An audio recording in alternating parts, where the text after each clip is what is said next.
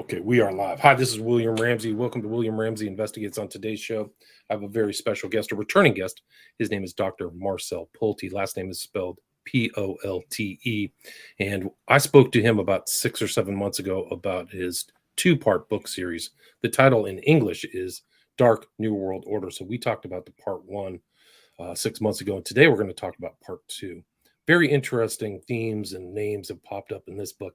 He's definitely done his research and done a lot of stuff. I think his positions might be a little controversial for people, but I do think that there's an underground of this multidimensionality or people contacting entities and things like that, but we can talk more about that in detail. He's also published a book in the time that after we did our last interview. The title of that book in English, which will be coming out I think shortly within the next 3 months, is Uncle Sam's An Inside Account of from Hell of Monarch Mind Control. And the German's a little bit different, but he's also published some other books. Gray's Worldwide Activities and Kidnappings in Germany. And then I Talk, My Life and Exit from Satanic Ritual Violence. And then another one is Non-Human Contact After the Pentagon's UFO Disclosure. What do we know? So he's, like I said, he's done some excellent research, and I highly recommend people check out his other books. But again, this one is going to be part two of the Dark New World Order. The full title is Dark New World Order Part 2, The Puppet Masters and Their Motives. So Dr. Marcel Polte, welcome back to the show. William, thank you very much for inviting me again. I enjoyed very much talking with you last time, and I think we'll be touching some very interesting, however controversial topics, but yeah, we will see. Well, we were talking in the pre-show, some of these themes are around in other parts of just my research, just kind of talking to people and reading other books as well. But maybe for people who haven't heard your background, you worked as a lawyer, you're a hypnotherapist, you have a very interesting career. Can you kind of talk about what led you to put together this two-part series, Dark New World Order? Yeah, I worked for 15 years as a lawyer in top international law firms, and therefore it's all the more astonishing that I'm touching certain topics that are quite controversial. But I stumbled about MK Ultra and ritual abuse some years ago, and very soon realized that it has strong foundation of evidence. And the most interesting thing is how I got to the topic. And this is something I very rarely speak about. And at the same time, it's the reason why I put out this Dark New World Order book in two parts, in part one and part two, because I didn't want to mix up the topics in one book, because I knew certain aspects of my research were quite too controversial to present them together with the normal MK Ultra and ritual abuse discussions. And how it started was that I worked as a hypnotherapist for some time besides my job as a lawyer. And the reason for this was that I became aware as someone who was very interested in the UFO phenomenon, which has been a taboo for many decades and now has come to mainstream since December 2017. And I very soon realized that the UFO phenomenon is real, but if you want to know more about the background of what is happening there, it makes sense to look at the so-called abduction research, which means the thousands of reports worldwide from persons who claim to have had contact or abduction experiences of some kind. And many people do not know this today. There was quite an extensive research work done in the 80s and 90s by persons like Professor John Mack, yes, Bud Hopkins, and others worldwide, German Dr. Johannes Viehbach, and so on, Barbara Lamb, and quite a number of researchers, some of them like Dr. Mack experts. He was a psychiatrist. He was a very well-trained psychiatrist at Harvard, like a prestigious university. Harvard People thought he was school. Yeah, he Yeah. stepped off the reservation, so to speak, or he went off the deep end supposedly, but he did categorize and had experiencers and things like that. I did a whole show on him too. I'll put that in the show. Yeah, indeed. He was even attacked by his own university and won the lawsuit, and could stay there because they could not prove that he did anything wrong. And during the time when I researched the US American, but also German abduction cases and literature, I found out that very strong tool to get to memories that normally those persons do not have anymore is hypnosis. So by applying hypnosis, by applying certain level of relaxation or trance, in many cases, the abductees remembered what had happened with them. And what was interesting is the very common pattern that emerged from all those reports. I don't want to go more deeper in this, but this was, for me, the reason why I became interested in hypnosis, even acquired a kind of official permission to apply hypnosis as a therapy. And while I was working with certain persons who claimed to have contact experiences and wanted to find out more what happened to them, very unexpectedly during a session, something like a channeling appeared. Suddenly, I was not talking anymore to this person who should only describe to me certain experiences from the past. But suddenly, the whole scenario changed, and something seemed to be talking through this person with me. And when this happened first, I was very skeptical. I thought maybe this woman had kind of a psychological problem. But soon after this, during a period of 6 or 7 months, in further hypnosis sessions, such channelings appeared again. So at the end, it was about, I think, 6 or 7 channelings, and in most cases, the entities that talked to me claimed to be reptilian entities. And I had not heard before, or not much before, about reptilians, because in abduction research, normally you're dealing with those little gray entities, and have many reports of people who describe in detail how they interacted with these grays. And when I had those conversations, the topics that arose that were reported to me were topics like mind control, control of humanity, control of all the politicians was claimed, and so on. And I wondered what are those entities, and I couldn't be sure if it's entities at all, but it was quite a pattern also with respect to the content of those channelings. So I started to research what they told me and find out, okay, ritual abuse seemed to be something real. We talked about it in our last show, especially, and this was new, I found out that expert literature from therapists since decades contained detailed descriptions of survivors of ritual abuse and also MK Ultra, and the reports that are contained in German expert literature fit to the reports contained in the US American expert literature.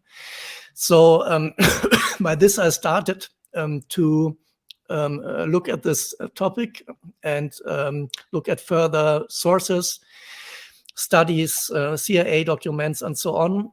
And finally thought, okay, now I have so much material, I have to write a book about it. First, to bring it in a certain shape for me, to categorize it, or to bring it in a certain structure. And second, to inform the public. But on the other hand, I also realized that I cannot talk at the same time about ritual abuse and MK Ultra and about reptilian entities, possession, and a multidimensional universe. So I decided while I was writing to make 2 parts of this book. The first part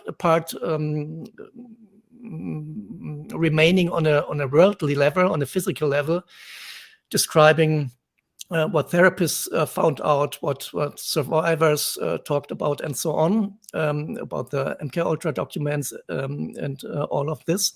And the second part touching those more controversial topics, which, however, at the end were the starting point for my whole journey, because it all began with those channelings. And this is how it came to those 2-part series. Right. And you write in this second book that a lot of these people, like they did a survey of people in psychiatry or psychology, and they found that 40%, like a very significant number, believed that they were in contact with some other discarnate entity or something that was like haunting them. Right. So this is not that uncommon. And I think it fits in with kind of the Christian kind of worldview where Christ is casting out demons and entities and conversing with Satan, or like literally taken to a mountaintop. I mean, so I think that the idea that there's another dimension is not that far out, at least from a biblical worldview at all. So people, I mean, it's definitely not like the hard science view, but I would say even in the hard science, they have the idea of the multiverse, I think, or yes. What's the other term? So they kind of have a scientific term, but not kind of a mythological kind of biblical based term, right? Yeah, absolutely. You find those phenomena like possession and entities from other dimension in nearly all culture. You find it in the Bible, you find it in the Quran, the so-called jinn. You find it in African cultures and Asian cultures and so on. I have friends, for example, from Ethiopia and from Eritrea. And when they heard that I wrote something about possession and reptilian entities, they told me, and I know them from my youth, they told me for the first time, I have to tell you something. In our culture, this is quite common and widespread belief, and many people have experiences. And they had never told me before because they said they thought I would understand it, and were quite surprised that I researched this topic now. However, I decided when I write about possession and reptilian entities, I first want to also present a physical model of the universe that might explain this. And this is the model of a multi-dimensional universe, apparently a virtual universe. And second, I wanted to prove as many testimony for those reptilian entities, and proof from history that demonstrates that throughout the centuries or the whole history of humanity, you can find a trace of serpent entities which were considered as gods. You find this in Africa, you find this in India. I even found descriptions of reptilian looking upright entities from Mesopotamia and so on. It's, I think, important before you talk about entities, think about the possible model of the universe that might enable such phenomena. And there's something very interesting that I found after I wrote this book. Therefore, it is not contained in it. In an annex of this book, I describe in detail, based on different sources, inter alia, on an American physicist called Tom Campbell, and other sources, this multidimensional universe. And when I researched my new book, Uncle Sam's, I stumbled about a disclosed military document from 1983. And this was, the author of this document is Lieutenant Colonel Wayne McDonnell, and it's addressed to the commander of the US Army Operational Group in Fort Meade. You can find it on the internet. And in this document, this Lieutenant Colonel McDonnell describes in detail his understanding of a multidimensional universe with all the physics that you need to describe such a model, against the background, because the military was interested in it, against the background of out-of-body experiences and interdimensional travel.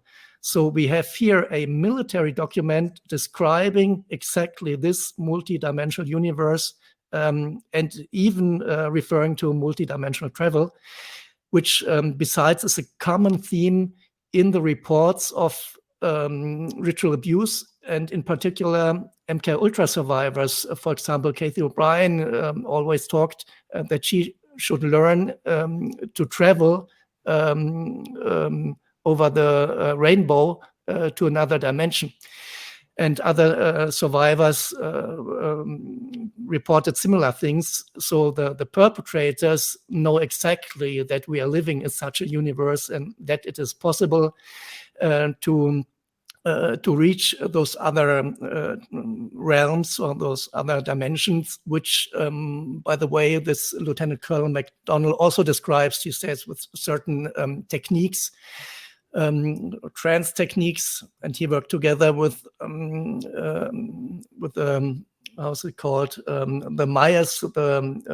It's an institute founded by a researcher and entrepreneur who was very interested in out-of-body states. Was it the Noetic Institute? Noetic Institute? No, it was. Have a look at the name. It is a well-known. It's the number one if you talk about out-of-body states. He's written books about the topic. He was the first one. I just forget his name now. But he worked together with the CIA because he developed some techniques. One technique is called the gateway experience. In order to enable a human being to reach a certain state of consciousness, which then enables such out-of-body experiences. And the CIA Thomas Campbell? Was it Thomas Campbell? No, it was not. But yeah, Thomas Campbell. By the way, he, as a physicist, worked for this guy. I just have to look up his name. It was. No, I don't. I will. No. Dr. John Klima. I have to look it up. Just fell out of my mind. Hugh Everett? Yeah. Is that him? No. I look at it. One moment. Is it an American? Yeah, he's an American. He has also a secret clearance by the CIA for his work. I think about two or three books. Yeah, okay, now I found it. Robert Monroe. It's Robert Monroe. And he was a director of the Monroe Institute of Applied Sciences. And the CIA worked with this institute. They sent some personnel to this institute because they should learn those techniques. And this Lieutenant Colonel McDonnell is referring to this so-called gateway experience developed at the Monroe Institute of Applied Sciences, and describes how, in his opinion, someone can be able to reach such a state of consciousness that he can enter or she can enter an out-of-body state. Interestingly, this is a scenario which is very similar to the Netflix series Stranger Things, where children are held captive in a government institute where they also should learn under certain conditions to be able to enter those other realms. There's also a reference in the series to MK Ultra. They, for example, they show sensory deprivation tanks in the series, which, according to survivor reports, had been used or are used by the CIA in this context. So, yeah, quite interesting. So this was another confirmation, this document by Lieutenant Colonel McDonnell, for this, for my hypothesis of a multidimensional universe, which was the basis for talking about those reptilian entities or demonic entities and demonic possession. Right, and so that's it. So that's setting that up, but it's also interesting because in the occult, they would believe that they could have out-of-body experiences. They would call it astral travel or some other term. Like Crowley said, he could go and talk to people on the other side of the whole world through astral travel. Whether that's true or not is another question, but I guess that would be kind of out-of-body experience. I think David Bowie too. Like he was in. He knew so much about astral travel. He has dressed up where they have the silver cord because you're supposed to take like a psychic silver cord so that you can find your way back to your body after you astral travel. There's pictures of him with that silver cord, like clothing on. Yeah, very interesting. There's so many reports of survivors describing such out-of-body experiences in two categories. One category is that out-of-body experiences can occur as a coping mechanism in a very traumatic moment. And many survivors, for example, Chantal Frey, she has written the book Speaking Out that you mentioned before. I just contributed a foreword, so it's not written by me. But she's a very interesting survivor from Switzerland because she got insights in the cult or in high-ranking Illuminati circles. She even mentioned some names of world-famous persons from politics, from entertainment that she encountered during rituals. For example, one ritual was held in Barcelona, in Spain, in the Sagrada Familia, where she had to take part in a satanic wedding. And she, for example, describes in her books that during abuse, she suddenly saw her body from above. And this is kind of a typical description for survivors. And the other category is that the perpetrators who know this coping mechanism try to train the victims to get into such states intentionally. So they are torturing them to a point when the consciousness leaves the body. For example, Swali, also a Illuminati insider, she describes this, and she described to me that, for example, in this state was required because she could get she could get to other dimensions in order to make contact with entities and receive information by them that might be useful for the cult and things like this. Yeah. Wow, that's incredible. And that's kind of what Crowley was doing too. When he was trying to contact entities, he was trying to get the information and write it down. So he was trying to kind of like, it wasn't just to contact, it was to receive information. Whether, all these other ones, he had different entities. He had like the wizard, he had Haywas, he had all these other creatures. And if you, like, I've had the misfortune or whatever to read a lot of occultists. Alan Moore, his entity is called Glycon, who is a snake creature. Okay. And he's incredibly, he's probably the most influential comic book writer that's ever existed. And half of his time he's spending doing magic or whatever. And his entity is Glycon. It's a snake entity. Very interesting. Yeah. And he describes it as a kind of huge snake, or more like it's like a snake. And you can look because it up. It's actually in my book, Children of the Beast. Okay. Because that was the name of his snake creature or whatever. So these themes pop up like in my research. So when I'm reading yours, it's like, oh, here's a piece. Here's another piece. I heard several witness testimony from persons I personally know that described such a very, very big snake that they encountered in such a kind of experience. So it's quite interesting to hear this now from you. But isn't it also like one of the things, the goals is to disassociate, right? So yes, these kind of leaving your body, it's also kind of a forced dissociation where they're trying to compartmentalize these mind control victims too, right? Like through torture and extreme duress, right? Yeah, it all comes together. And for example, Katie Groves, a US American MK Ultra survivor, which I have written about in the book you mentioned, Uncle Sam's. The title Uncle Sam's is referring to Uncle Sam's Snuff Factory, which is a underground facility in Texas, 45 minutes from Austin, where she experienced MK Ultra and snuff film productions and so on. And she describes something very interesting, which refers to this topic. She describes that she had to learn dissociative viewing.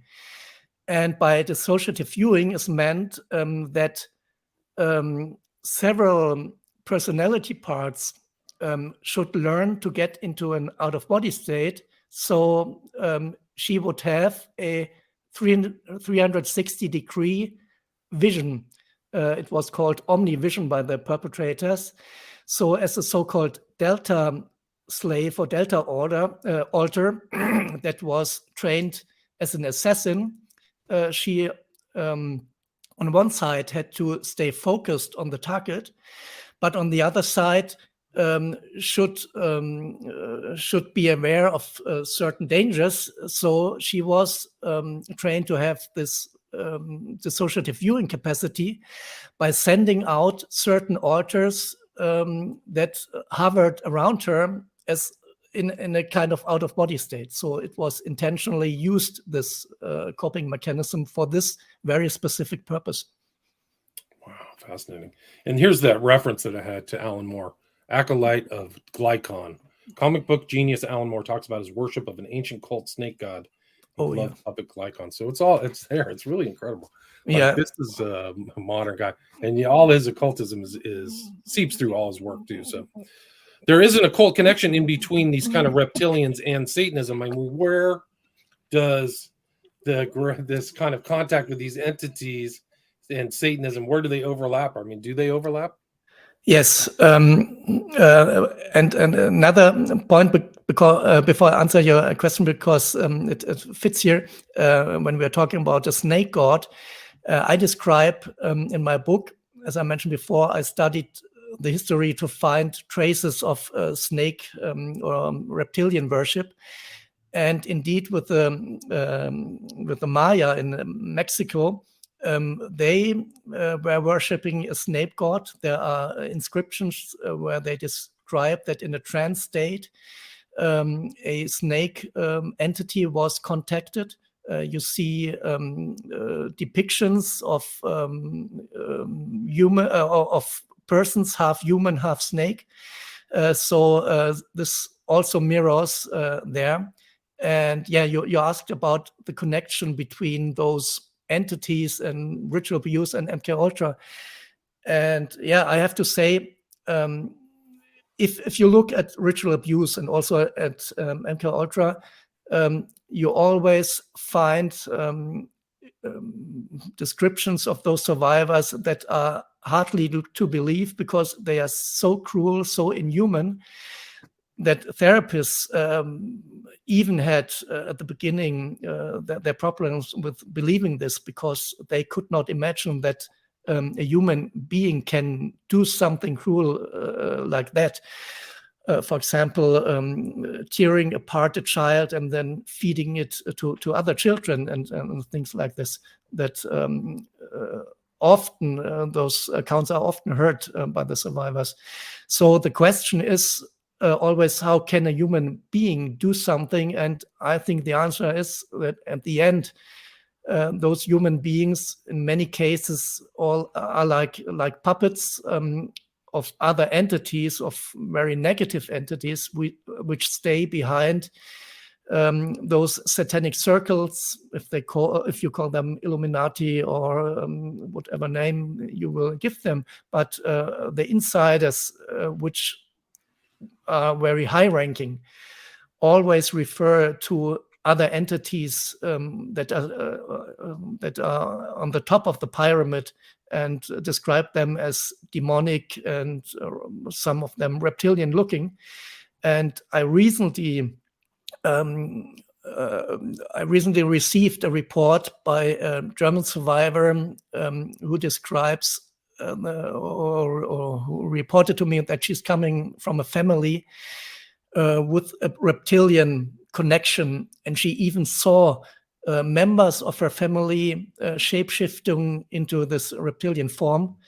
And she's only one of many witnesses.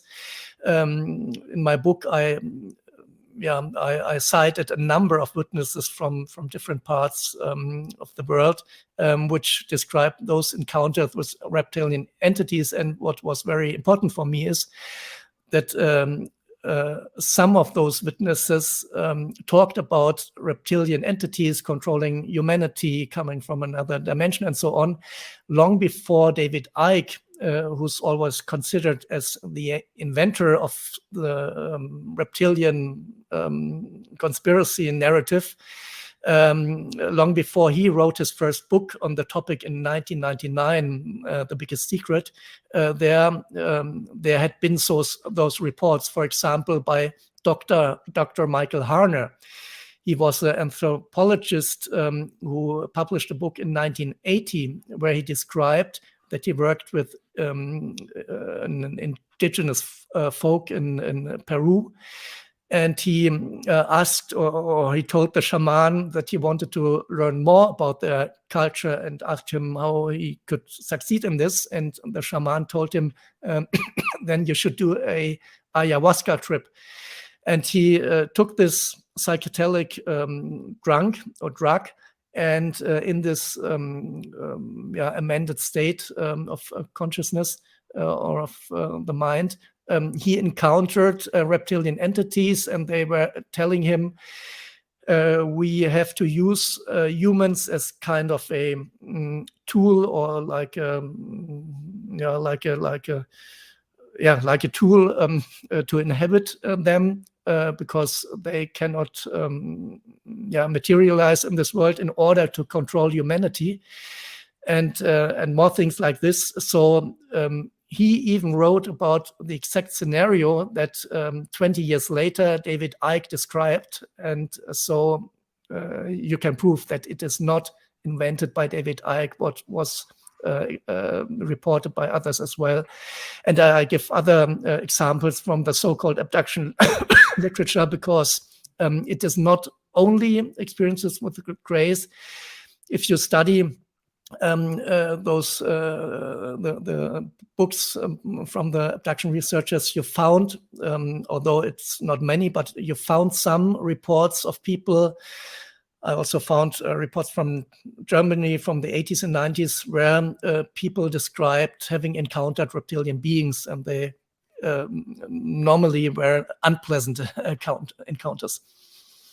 Right. No, it's incredible. So it's almost kind of ties into the whole idea of demonology, where they have to inhabit a body. They're not part of this realm. And it's the same things about demons, like coming into possession. And actually, some of these people in the occult, they want to be possessed, which is even stranger. Yeah.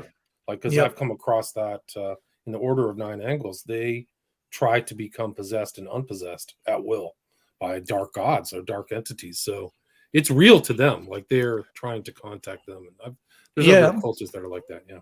Supposedly gives them power. Yeah, You have absolutely. It's good that you mentioned this because last weekend I talked to a young survivor of ritual abuse, 34 years old, and he described me one incident where he became obsessed during a ritual by an entity. Because the idea behind this was the entity is not able to do a ritual by itself. It has to get into this human being, in this case, in this young man, in order to experience how it is to kill a young child and to eat this killed child afterwards. And he was describing this in detail. Some tears were running down because it was very emotional for him to remember. And he also mentioned that in the same moment when this entity was taking over his body, he also felt an incredible power. He never experienced something and this kind of power before, which apparently came from this entity. And he also told me something that showed me he was not making up the story, because he told me in the moment when he was kind of connected with this very evil, extremely evil and dark entity, the entity was using him and was kind of having control over him, but at the same time he could perceive the way of thinking or the character of this entity, or the darkness or the hate for things that are beautiful and so on. And this is something that David Schertner also described in his book, The Rabbit Hole. When his father died, he told, or he tells in this book, the demon which the family assumed had possessed his father tried to take over David Schertner. And he describes that at this moment, the being was looking in his memories or in his consciousness for things he could use against David. But at the same time, he also felt the sadness and all those traits of this entity.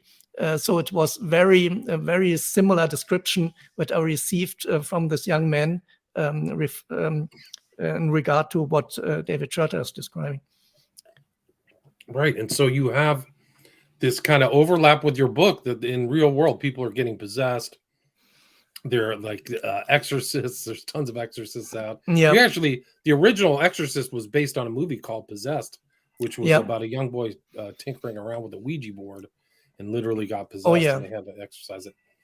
And doing strange things. So some people would not want that to happen, but then on this kind of dark side, occultist, whatever, they trying to get possessed. They're trying to get information, and you actually, like in your job as a hypnotherapist, like you had conversations with these entities or recorded conversations.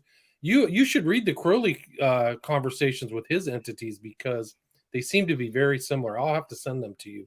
But can you talk about your your involvement in trying to get information from extra dimensional entities? Yeah, you mean the content of the channelings? Channelings, yeah. Yes. First of all, I myself always have to ask myself, did this really happen? Because we are now talking very relaxed about this topic, but if you imagine that indeed a person can talk to extra dimensional entities via another human being, this is a very, very astonishing and incredible incident. However, as you mentioned, it appeared many times. I recorded it I recorded all those conversations, and the information I received very much matches what what is known about this topic of reptilian control over humanity. For example, they told me that they have complete control, that they are controlling almost all politicians, that they have control in certain areas of our society, for example, in medicine and in and they said they are interested in reducing mankind. And when I asked them how they want to do this, they mentioned that they have different methods, and one method would be vaccination. And this was in 2017, long before we knew that something like the C point thing would be happening. Right. So it was very interesting, and my book was published before it, so I can prove that this is not an idea that I introduced in those alleged conversation with negative entities, but was actually told me then. And for example, I also asked, why are you doing such things like sacrificing a child? And the short question was it is, I have to think how it's in English, it is pure pleasure for us. It's like a drug. For them, they said it's like a drug. If they can, if they can take over or extract the energy that it released in such a traumatic, horrible moment where someone is tortured or someone is abused or someone is sacrificed. So at the end, it has very much to do with energetic aspects. It seems like those entities are dependent on certain energies that are produced in situations which we consider as negative, like painful situations and so on. So I think this is a very important aspect to understand why certain rituals are held and why they are held in this way. And also consuming of human meat and blood plays a role in this. And these were some of the things I learned from those conversations. Another thing is that a more friendly, a more positive reptilian being. So I have to say they were not all the same. They seemed sometimes have two different agendas. And this matches with the witness testimony I mentioned in my book. For example, Dr. R.D. Six-Killer Clark, a professor with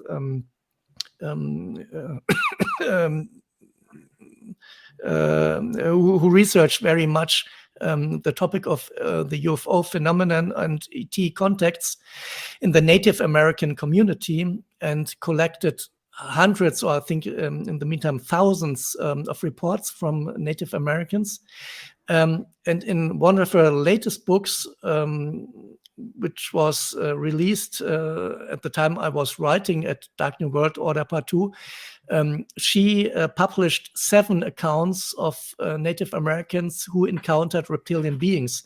So this was another important source for me. And however, I also learned that the descriptions of the reptilian beings somehow varied, as well as the behavior. Most of them were very dark or aggressive, but there were also exceptions. And in one of those channelings, when I talked to one reptilian entity, this presented itself more like a scientist working on a genetic breeding program, and said that they are very concerned with executing or conducting this genetic breeding program with the aim of fusing human and reptilian DNA in order to create a human being that can be possessed by reptilian entities more easily. And this is also what David Icke has said before, why certain bloodlines are so important for those perpetrators, because those mostly aristocratic bloodlines have certain, or seem to have certain genetic features that enable such a possession by other entities. Wow. It's amazing. I think Mac talked about that too. He found that those same stories existed of them. Yep. It's like the entities wanting to create hybrids and stuff. So at least those stories are real. Whether it's really happening is another real story. I mean, Yep. But it is incredible. Like these contacts and the possession, it goes through actually a lot of research was in Indonesia, and the voodoo is people are trying to get possessed. Yeah. So it's this entity possession is not as out there. It's in just very much more prevalent in other cultures, but maybe not in the West. But these stories are there. I mean, there's no question about it. Yeah. And another point I'm mentioning, because you said it's not present in the Western culture, which I agree. And so you can ask yourselves, and I did a little research on this, all those cases where where a person is murdering another person and telling the police, I heard voices that told me to do this, which are considered as schizophrenic disorder.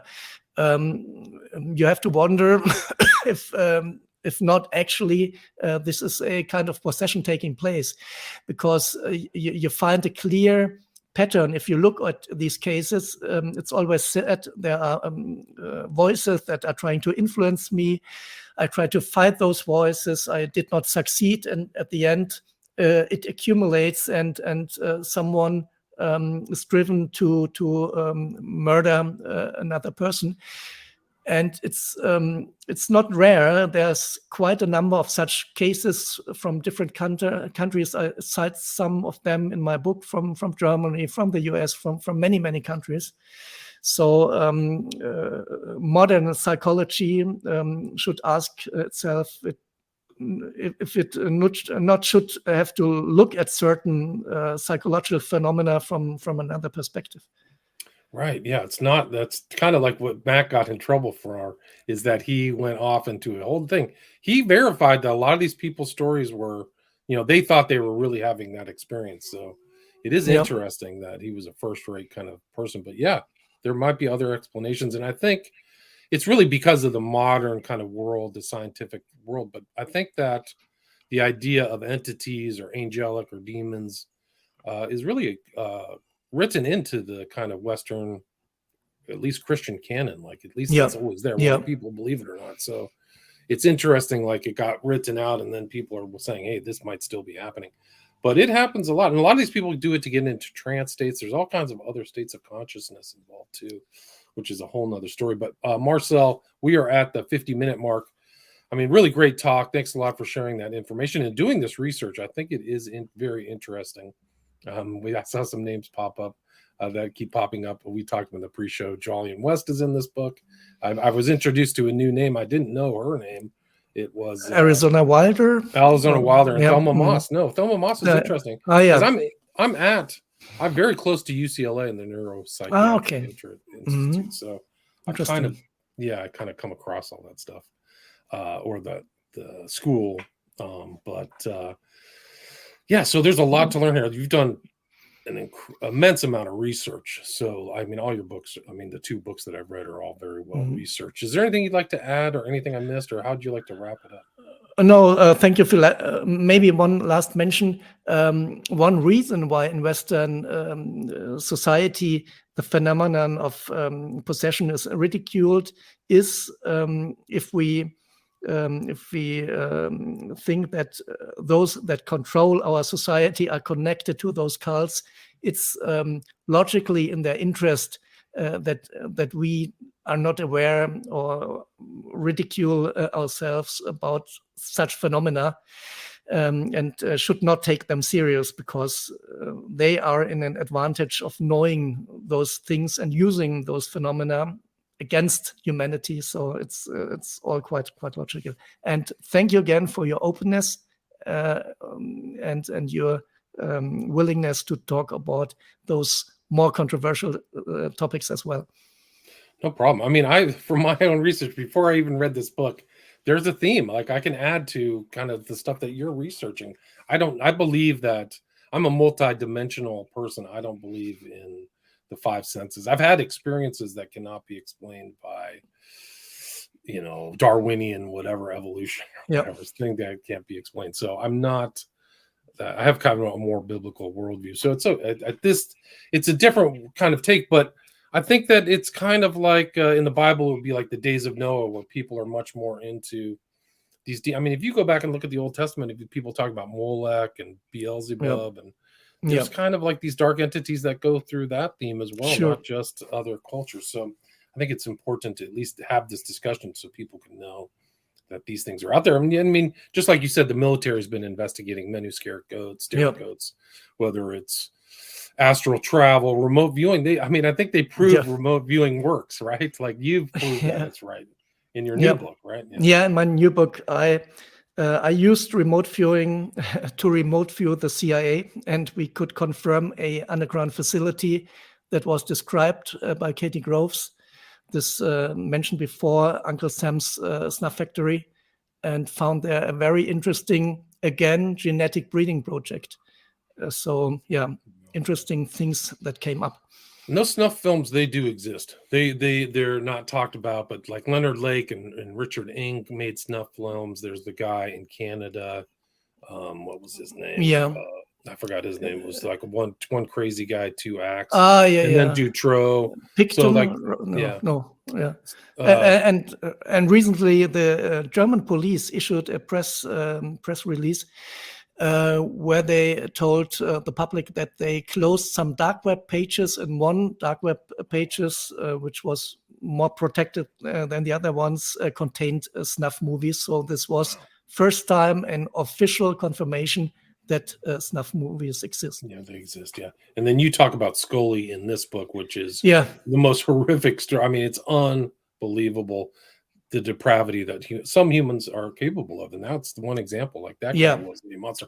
They should have put him to death. I think they just threw him in jail, but he was totally evil.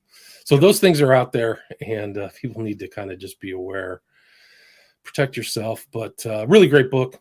And a great conversation. Thanks so much for your time, Dr. Marcel Polte. Again, the title of the book is Dark New World Order Part 2, The Puppet Masters and Their Motives. Highly recommend people go check this out in English, so you can read it in English if you're in the States. So thanks so much for your time. Thank you. All right, let's do that.